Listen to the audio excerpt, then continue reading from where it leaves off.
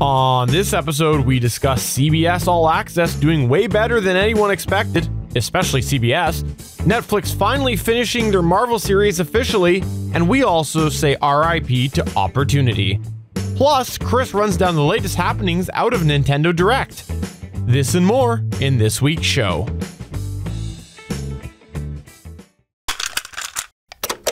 I'm Keir from Gallifrey Public Radio, a Doctor Who fandom podcast and part of the Gonna Geek Network, just like the show you're checking out now. Shows on the network are individually owned, and opinions expressed may not reflect others. Find other interesting geeky shows at GonnaGeekNetwork.com. This is the official GonnaGeek.com show. Here we're a bunch of geeks talking about geeky things. Each week we run down the latest news and happenings in the world of geek. These are your hosts for the show, Steven. But what if I'm in the mood for a T-Swift story? Chris. I've heard the X is going to give it to you. And SP. That's how we roll on Gonna Geek on Monday night. We get crazy! Gonna Geek Productions presents the official GonnaGeek.com show.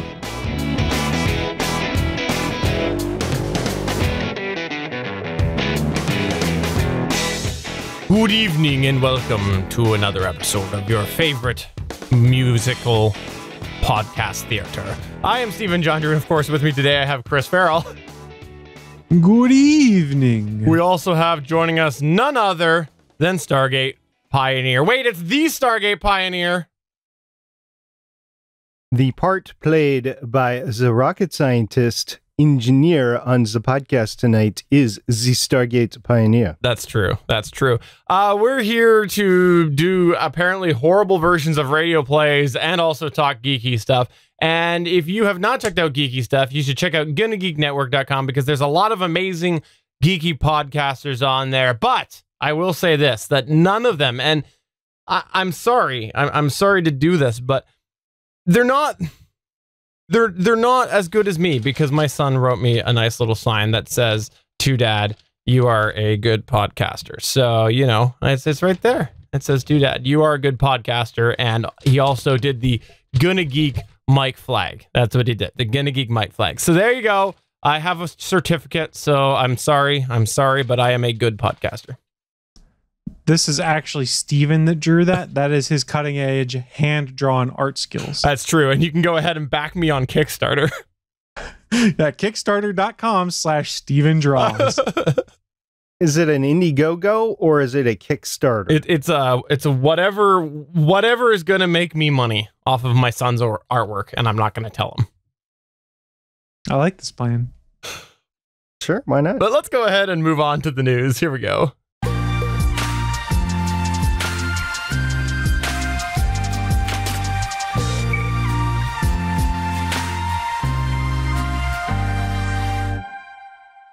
We've talked about it a few times here on the official GonnaGeek.com show. It's the fact that CBS has this CBS All Access. And what CBS All Access is all about is giving you all access to Chris Farrell all the time. That's what CBS All Access is. Chris Farrell all the time. It's called chriscam.com. No, that's not true.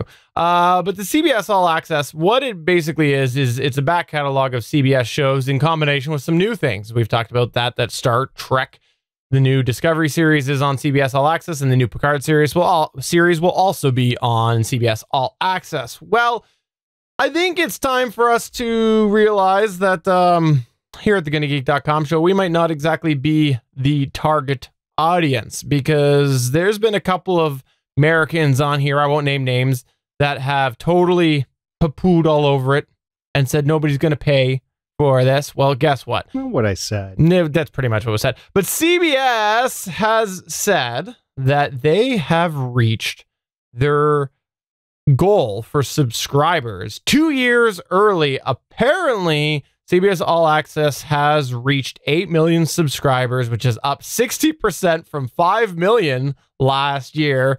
And essentially, this is coming 2 years ahead of the schedule. So now they're changing their forecast and they're going to set the target at 25 million domestic streaming subscribers by 2022. And in comparison, just so you know sort of how this relates, Netflix hit 60.55 million domestic subscribers in the fourth quarter last year. So interesting to see how CBS All Access seems to be picking up. And okay, joking aside, I don't get why, but it's interesting to me that this has happened, and kudos to them, because like, I don't know if this was really available here, because there is a Canadian version, but it's not the same. If it was, would I pay for it? I don't know that I would. And that's why I'm saying, obviously, we're not the target audience.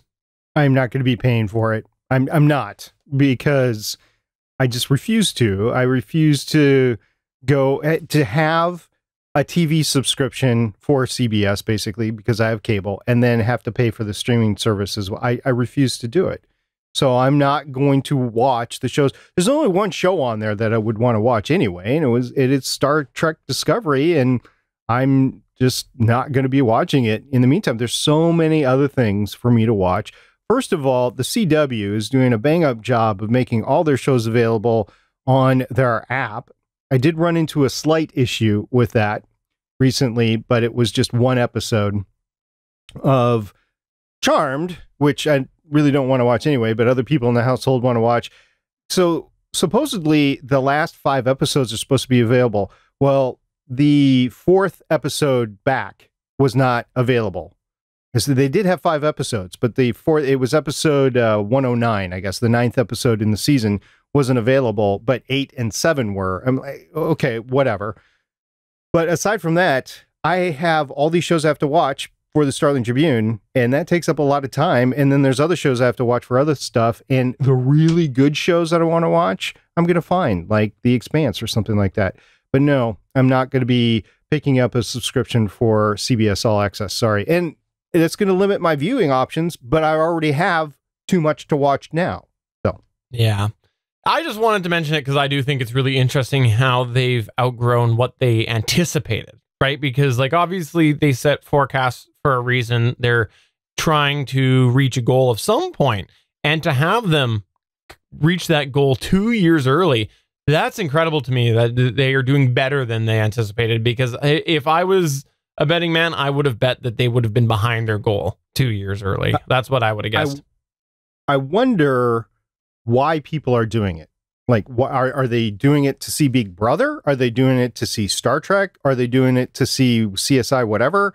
I wonder why people are picking it up, because I honestly, I don't get it. I don't either, but hey, I guess things surprise all of us.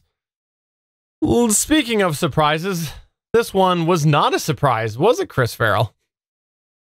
I think we were all shocked when we found out today that Netflix finished canceling The Defenders when they canceled The Punisher and they canceled Jessica Jones. So The Punisher's done after season 2, and Jessica Jones' 3rd season will air on Netflix still, but there will be no more. So the shows will remain on Netflix for subscribers. They will not be moving to Disney Plus. Netflix will have the rights to these shows in their current form forever. But where it gets interesting is Marvel Television President Jeff Loeb penned a letter to fans of the canceled Defenders stating, quote, "Our network partner may have decided they no longer want to continue telling the tales of these great characters, but you know Marvel better than that. To be continued." So Jeff Loeb is hinting that there might be a future for the Defenders in some other way, shape, or form. Whether it happens or not, I don't know. There was something we'd read and heard about at one point in time that before Marvel could put these on Disney Plus, they would have to wait 2 years from when the final episode aired to be able to do so. So there's a chance they could bring the Defenders back. They've got a lot of other Marvel television products to put on there in the interim that are probably going to eat up that time. But guys, in all seriousness, the Defenders are probably gone now. Question. Jessica Jones season 3. It was in post-production. Are they still going to air it? They are still going to air it. Jessica Jones season 2 was going to be the next Netflix series that we watched on Legends of S.H.I.E.L.D. because we just finished Punisher season 1, and we decided not to do it. We decided to go with a little lighter fare with The Runaways season 1. So there is a lot of Marvel TV to go into right now. You have The Runaways, you have Cloak and Dagger, you have all these Netflix shows, which we've gone through the Punisher season 1. We're doing it chronologically. And You have Agents of S.H.I.E.L.D. that's coming back. Of course, we're going to hit Agents of S.H.I.E.L.D. when it comes back out in May now, not June, but May. So that's good. And it is renewed for a season 7. So season 6 starts in May. Season 7 starts sometime. I don't know if it's going to be this fall or whatever, but there's a lot to cover. And I'm fine with taking a pause on the Netflix stuff. Do you do a podcast on Marvel stuff? This is news to me. When did you launch that? I never launched it, by the way. I just took it over. I conducted a mutiny basically about episode 14, and I've had it ever since, and just launched episode 262 tonight. So it's been going on for a while. It's called Legends of S.H.I.E.L.D., and it's my podcast on Marvel. It's not the Starling Tribune? I really thought that the Starling Tribune was all about... Covers a lot of Marvel there. Yeah. No? It actually does, but I get my hand slapped every time I do. I will slap you anytime you'd like, Stargate Pioneer. Anytime. You just let me know. Okay. I'll take you up on that. Sure. Most authentic slapping sound in all of sound effects history. Most definitely. Yes, absolutely. All right. So Chris and I had some pretty lighthearted news points, cancellations, CBS All Access being successful. Let's go ahead and let Stargate Pioneer break our hearts right now. SP, break away. You know, I can't be sad about this. This is like the 95-year-old grandfather that's lived. It's like, what was her name? Rose on Titanic. How could you possibly be sad about Rose at the end? I mean, you can't. So, and this is what we're talking about, this sort of thing. We're talking about NASA's Opportunity Rover on Mars.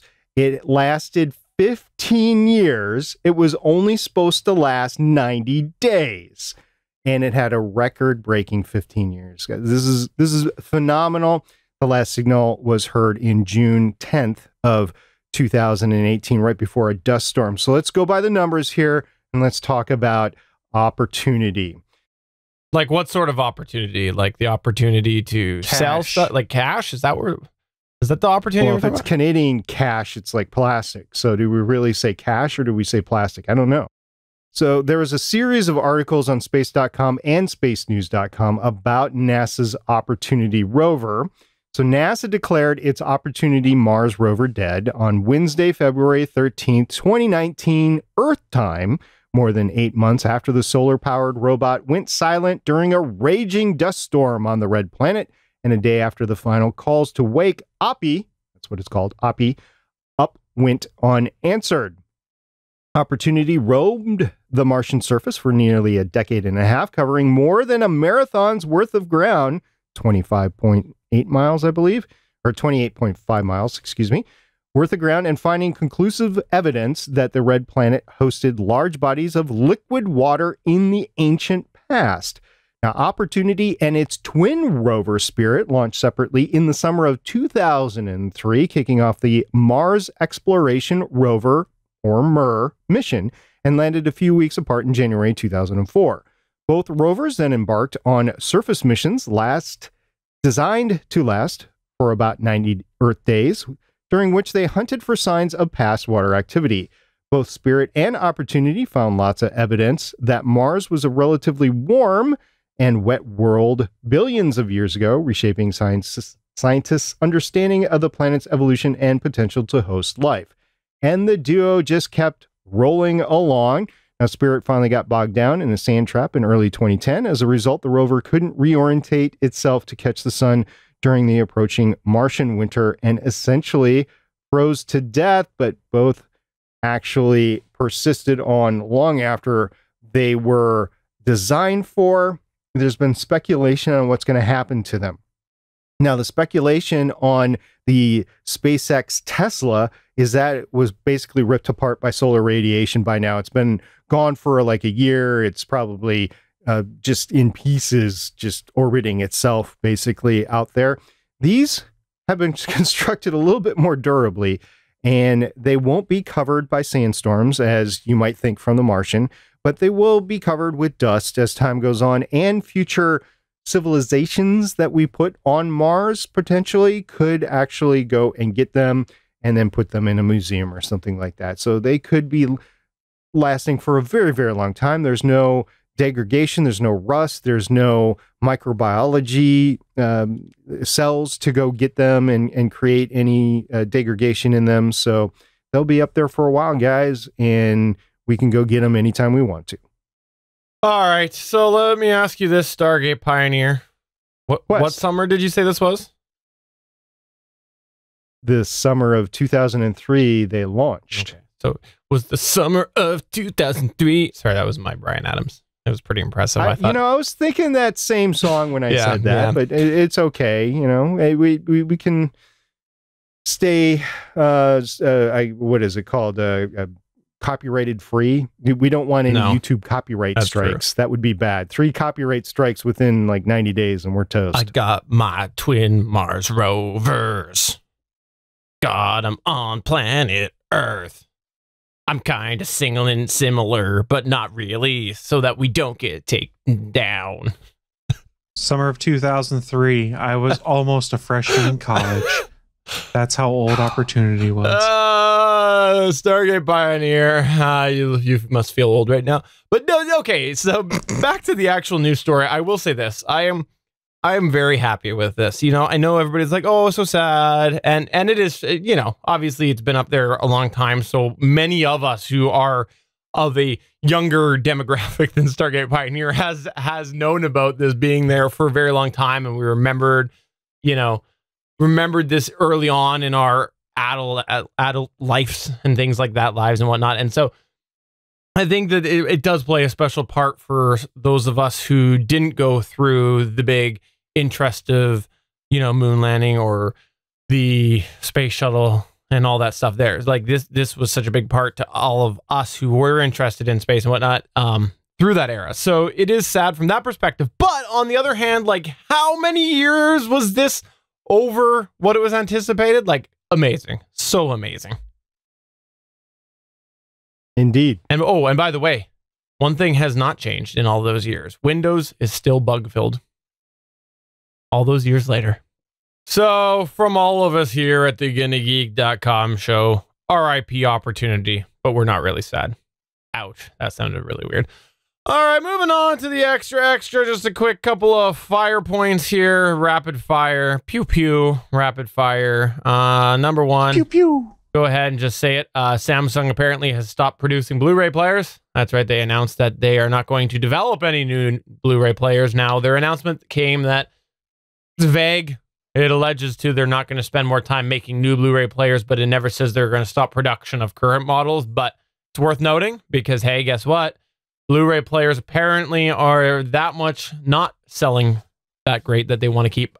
That's really great English too. That they really want to go ahead and spend so much time on it. So I guess they'll just go ahead and keep using the model that they have, which makes sense. Like, if you think about it, what's the only things that really update with Blu-ray player? With Blu-ray, some codecs. That's all software. You can keep doing that with what they've got on there. The other thing as well is the smart aspects of it. Again, software that can just be updated. So really not that surprising, but interesting nonetheless. And then lastly, well, this comes on the heels of some people hearing some creepy voices over their Nest systems. Apparently, Google is taking action and will be locking people out of their Nest accounts should they have compromised or believed to be compromised accounts. What happened was last week, there were some reports that came out of people apparently being hacked, is what they claim. And they were hearing voices over their different Nest system. So like the camera and whatnot, where it has the communication on it. And a lot of people suspect that it's because either passwords were hacked elsewhere and reused, or they used default passwords or simple passwords. So apparently Google is going to be taking action and will definitely just be locking people out if they do suspect their account was hacked. I gotta say, I like this idea, and I was thinking about this after I read this and heard about people being hacked. I actually think that there needs to be some form of legislation in different countries on not having default passwords. I do. I think you should be required, like on your router or your cameras or whatever, to not have admin, default. I think that it's ridiculous that we allow that as a practice and an acceptable practice, because it's really not that hard to give everybody a unique card. And cable companies do it. Other internet companies do it. They have modems that have baked in generated passwords that are unique to that device, where if you do a full reset, goes right back to that same factory password. Let's have this happen on more devices. We don't need admin anymore. If someone can't dig out the damn card to get the password, then they shouldn't be administrating that device. The bigger problem is people not changing it away from that. Come on. If you're a semi-responsible homeowner, you have updated and changed your password within minutes of setting up your router. And that's what I mean. People aren't. And that's why I think that we should just go, and companies should be required to not use those. If the people are that dumb not to do it, they get what they deserve. Yeah. I'm looking out for the people. You heard it here first. Chris Farrell says he wants to watch you change. I'm saying I want to protect you from having Chris watch you get changed. Steven is the people's champion. I'm the corporate champion. We're going back to like 1990s WWF wrestling here. You get to be the Steve Austin to my Rock. Well, okay, fair enough. I'll go with that. And, I will just say this, that I'm going to run for office. No, that's not true. Not running for office. The only office I'm running to is my office when I'm late for work. That's the only office I'm running for. Stargate Pioneer, you want to inject something here? Yeah, a couple of things. First of all, if you guys are going to go WWE or WWF and you're going to have an argument, you got to talk like this, you got to back and forth and stuff like that. So you either got to do that or you got to be calm and not be WWF. So you're saying that the Chris should start referring to himself in the third person, much like The Rock does. A little, yeah, but it doesn't matter what you think. There we go. Well All done, right, Chris. I like that. So that's number one. Number two, if you want to run for office, you have to be an astronaut, because there's an astronaut running for a U.S. Senate seat in Arizona now. His name is Mike Kelly. That same astronaut we were talking about before a few episodes back.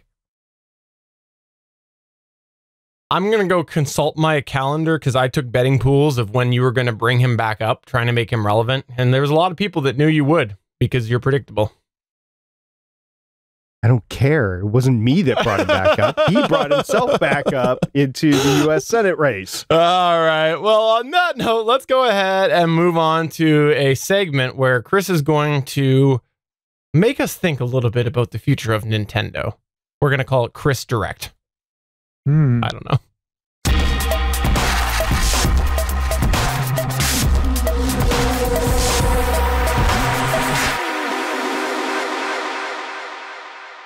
So for those that weren't aware, February 13th, 5 days ago as we recorded this, was Nintendo Direct 2019, where Nintendo kind of gave a look at some of their games they have coming out this year. There were some surprises and there were just some nice things to have confirmed. I saved what I personally think is the biggest surprise for last, because if someone says they knew that game was coming, they're an expletive deleted liar, because there's no way you knew it was coming. Is this the Gonna Geek game? We talked about that a couple weeks ago. It is. It's where you can play as Steven, SP, or Chris, and then you can talk about geeky or nerdy things. All right, continue. So at Nintendo Direct 2019, I've got 6 things I wanted to bring up. There was a bunch of stuff that was covered, but we don't have time for me to run down the whole show. Let's start with a little Marvel to open things up. So we did find out at E3 that Marvel Ultimate Alliance 3 was set and is set to be a Nintendo Switch exclusive. We found out that Marvel Ultimate Alliance 3, The Black Order, will be coming out summer 2019. They haven't given any specifics as to when in the summer, but sometime sometime here in the next few months. What you're saying is it's going to come out in the summer of 2019. Oh, yes, that's the case. So the game is made by Team Ninja. You might know them best from Ninja Gaiden and the Nioh series. They're developing the Ensemble action role-playing game, and they did show off Captain Marvel, aka Carol Danvers, as a playable character. This is a new character we hadn't seen before. It should surprise no one, because her movie comes out in less than a month, and there's going to be a lot of Captain Marvel hype.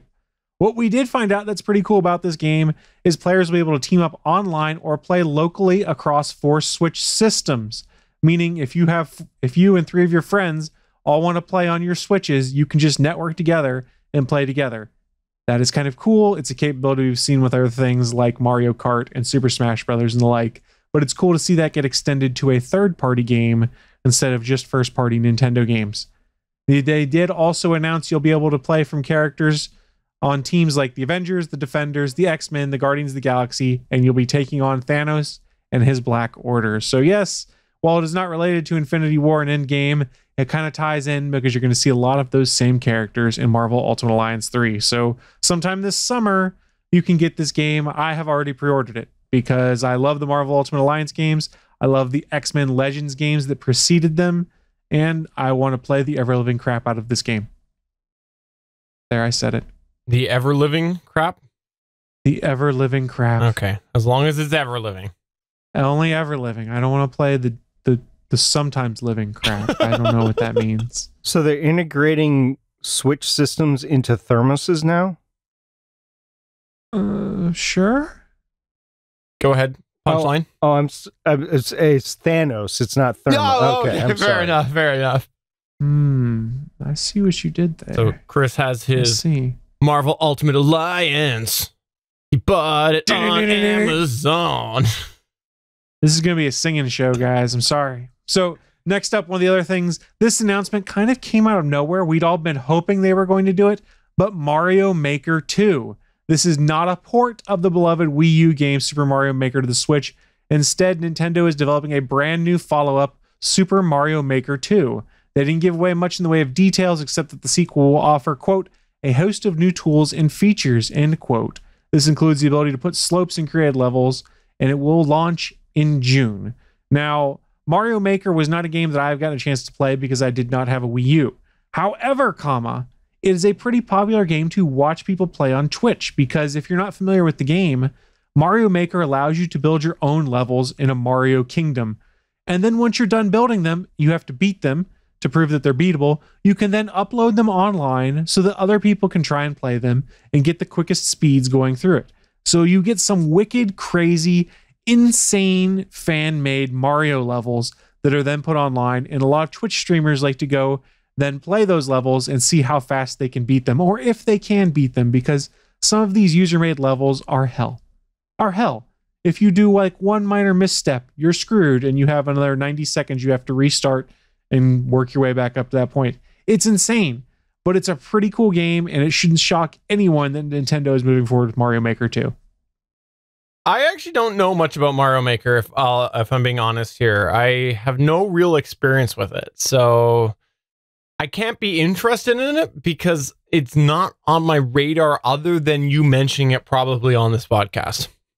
So that's fair. What I would say is if you get a chance and you got some downtime, which is hit or miss for some of us, go on YouTube and watch some Let's Play of Mario Maker levels. And that is the fun, is watching people play these custom-made levels. And they're like, how the hell do I do this? What is the solution to this? I don't understand, because you've played some insane Mario levels that Nintendo's built. This is the insane stuff that fans build, where you're sliding down a slope, then you have to jump on a turtle shell, and then you're flying off an edge. You get off the edge of the hill, you have to jump off the turtle shell at the right point, jump on an invisible block, keep going. There's some wicked good coordination that's required in timing to do some of these user custom levels. It's insanity. Mario Maker, make me a level. Find me a turtle. Sorry. So this is not a game that I personally will be playing because my Mario skills are average to subpar, somewhere in that range. But I enjoy watching people who have good Mario and platforming skills play this game. It's a lot of fun to watch online as people play it. Cool. Well, I might have to check those out because, like I said, it's really not on my radar, and I should be ashamed of myself. You know what is, though, on my radar? Tetris. What's Tetris? All right, so I'm glad you brought that up. Yeah, Tetris 99 is free for Switch Online subscribers immediately, as in right now. So what is it? Well, Tetris and Nintendo are getting in on the Battle Royale game because this is Tetris Battle Royale. What is Tetris 99? Is a Switch exclusive spin-off of the classic that puts 99 players into a Tetromino combat against each other. Basically, Tetris Battle Royale. Tetris 99 is available right now on the Switch eShop. It is free for Switch Online subscribers. I have not had a chance to play it yet, but basically you're able to like throw blocks on other people's boards and screw them up. And the goal is to be the last person standing on your Tetris board when all is said and done. Some early reviews I read said it's pretty fun for a free game. Not terrible. Well, free subjectively. You have to have your $20 a year Switch Online subscription, but it's a nice additional perk of something you get with that. Does this come with a expansion pack for Solitaire? Maybe. Okay. Maybe. How about that pinball game that came with Windows 95? What was the name of that? That game was awesome. I think it was Pinball 3D. It could very well be. I don't honestly remember, but yes, that's a free game. If you have Switch Online, feel free to download it now. Another game coming that a lot of people are excited about is Fire Emblem Three Houses. It is the latest sequel to the Fire Emblem series, dropping on July 26th. I think Nintendo delayed it 2 weeks. It was supposed to come out 2 weeks prior or something like that. It shifted right just a little bit. I don't know a ton about the Fire Emblem games. I haven't played them. I know a lot of people I follow on Twitter and a lot of my friends online love the Fire Emblem games. So if I didn't bring it up, I would get scolded. So here I'm saying Fire Emblem Three Houses, it's coming. I'm told it's a big deal. I don't know enough about it to know if it's a big deal or not. Sorry, what if guys. I wanted to take my 3 houses and make it into a hotel? Well, we're not playing Monopoly, so you're not allowed. Oh, okay. Yeah, you can't do it. Yeah. No, don't tell me I can't. I'll make a way that I can. I look forward to seeing this. I have 2 more news pieces.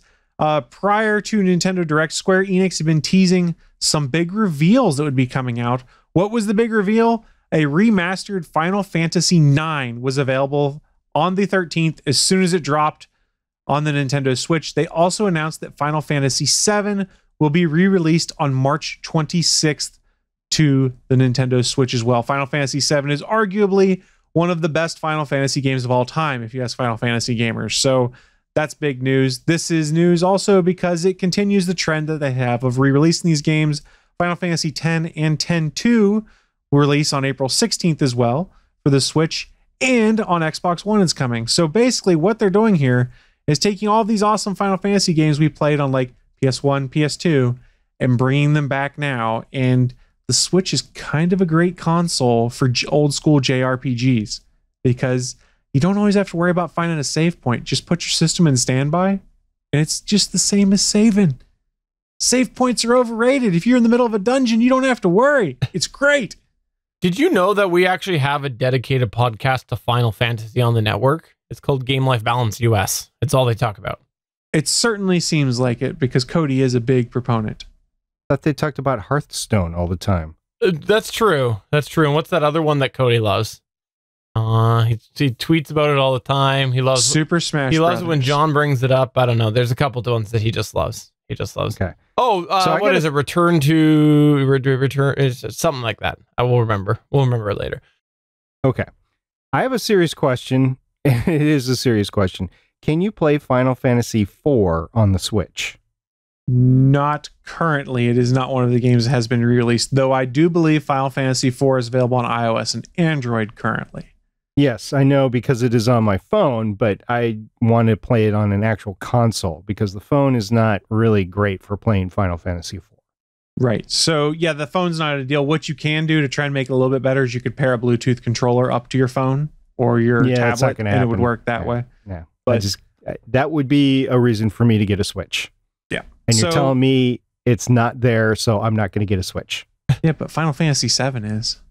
Final Fantasy VII is amazing. I haven't played 4, 5, or 6. I got to play those first before I get to 7. You don't really have to. They don't build on each other. I want to. That's a self-imposed limitation. It is. Oh, self-imposed limitations. All right. Okay. What else you got here, Chris Farrell? So this is the final one. This was the surprise that no one saw coming. And I challenge you. I call you a liar if you say you saw this one coming. They announced Zelda Link's Awakening is coming out for the Switch. It debuted on the Game Boy way back in 1993. I remember playing it on my dad's Game Boy. And 26 years later, in 2019, they're bringing it to the Switch. And no, this is not a straight port. This is a remake from the same top-down perspective, but with 3D graphics instead of 2D sprites. Everything looks gorgeous. It looks amazing. This is a great game I remember playing as a kid. It holds up. Like I said, first released in 1993. They updated it for the Game Boy Color in 1998, and I bought it again and played it on my Game Boy Color. It was awesome. This is also one of the very few Legend of Zelda games to be set outside the world of Hyrule. Link's Awakening has ties to the Mario universe because you'll find enemies like the Chain Chomp and Goombas in it. It's a very interesting game. It's a bit different than the current crop of Zelda games you're seeing. It's a return to the old school 2D top-down look of Zelda, which we haven't seen since prior to Ocarina of Time, which came out in 96 or 98. I can't remember. So it's been quite a while we've had top-down 2D Zelda on a console, and I can't wait. I love this game. And again, I challenge anyone who says they saw this coming to prove it because they're a liar. Did you just say the Macarena of Time? That's what I heard. I heard, hey, Macarena. That's what I heard. Fair use. Fair use. It is the Ocarina of Time, though. Oh, hey, Ocarina. Okay, so I have to say, I saw this coming. No, I'm just sorry. You're a dirty, rotten liar, sir. A dirty, rotten liar. Yeah, no, this one was, I heard about this. This is definitely out of left field, and I'm surprised it was kept under wraps. I'm very surprised. I don't know how this didn't get leaked because it is such a throwback. It's surprising that we didn't hear about this. Well, Nintendo keeps things pretty close to the vest when they want to. They're very good at the whole secrecy thing. Like, you thought Apple used to be good back in the day when Steve Jobs was running the show. When Nintendo doesn't want something to leak, it doesn't. So they're really good at dropping these surprises like this. This is the equivalent to Steve Jobs' One More Thing that we used to get back in the day. Oh, I miss that era. But anyways, thank you very much, Chris Farrell, for wrapping this all up for us because not all of us had a chance to delve into it. So thank you very, very much, Chris Farrell. I do sincerely appreciate you taking the time to sort this out. Tell us what we need to know and also call us dirty, rotten liars. That's the part that we really appreciate. I didn't call SP a dirty, rotten liar, just you. Yeah, you called me a liar, Steven. That's true. He is a liar. No, I'm not. He lied to me yesterday when he told me that he liked me. That was a lie. That's because he loves you. Maury Povich. That was a lie. I did not tell you I liked you or loved you yesterday. Well, I never said you loved me, but hey, if your mind's going to go there, I'll take it. I will gladly take it in, Stargate Pioneer. On that note, we're going to go ahead and get ready to close things down. But before we do, I want to let everybody know that we do stream this live on Mondays, usually at 8:45 p.m. Eastern Time if there's no technical difficulties. And we're trying out a new chat room, and we'd like to know what you have to think about it. So if you've not come by the live experience for a while, please do so. The next time you have a chance is Mondays at 8:45 p.m. Eastern Time. And we got a new chat room that we are trying because the one we were using before went away, sadly. Oh, tear roll. So we are happy to find something that looks like a chat. It acts like a chat. Plus, there's GIFs. So yay, GIFs. I can shut those off, I think, but I won't because GIFs are fun, especially when you send solitaire ones. Remember the classic solitaire thing with at the end of Windows 95 where you finish solitaire and they'd all go bouncing out all the cards? Yeah, there's a GIF for that. No, Chris, you don't remember that? I see it in the chat room right now. I remember Yeah. it. I didn't win at solitaire very often. Oh, well, that's Steven. a shame. Now you're just rubbing it in. You're a dirty liar. You won all the time. Dirty, rotten liar. Chris Farrell, is there anything that you'd like to plug or promote? I completely lost my train of thought as to what I was going to promote, so I'll go to my default. Hey, GonnaGeek.com. We got a ton of streaming live shows. You're probably watching this on the Geeks.live site right now. Scroll down to the bottom of the page. You will see a calendar of all of our upcoming live events. Please feel free to drop in on one of those other shows and tell them that we sent you. Stargate Pioneer, is there anything that you'd like to plug or promote? Yeah, Legends of S.H.I.E.L.D., we talked about it earlier. We are starting The Runaways, Season 1, Episode 1. And it's great because the first episode is from the kids' point of view. The second episode is from the adults' point of view. So I can't wait for next week. And if you have anything to say about The Runaways, please get it into us over on Legends of S.H.I.E.L.D. We'd like to incorporate your thoughts on it. And the third episode is from the dog's point of view. Is that correct? I'm thinking it's the bird's point of view. Okay, the birds. Oh, okay. So like interrupting podcasts, that type of bird. Is that what you're talking about? I was thinking of the birds that go after drones. Oh, okay, fair enough. Anyways, mine was a callback for you old school Gonna Geek listeners. But for another episode of the official GonnaGeek.com show, I'm Stephen John Drew saying thanks for coming on by, especially if you checked out the live stream. And if you didn't check out the live stream, then you didn't really come on by. We came into your home. MSB saying, we'll just see you next week, guys. Looking forward to it. Chris Farrell saying, we got gifts! Gifts! GIF, not Gift. GIF. GIF. Gift. I'll gift you a GIF. Now, see, it doesn't work.